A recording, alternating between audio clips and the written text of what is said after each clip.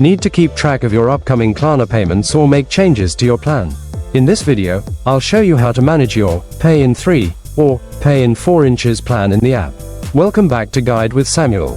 Managing your installments is key to a stress-free experience. The Klarna app is your command center for all active plans. Open the Klarna app and go to the Payments tab.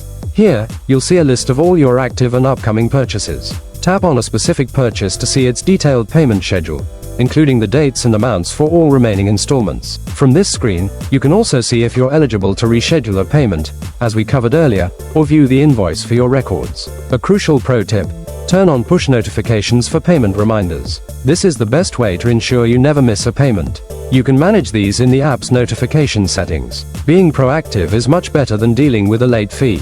And just like that, you're in complete control of your payment schedule. Managing your Klarna plan is simple and puts you in the driver's seat.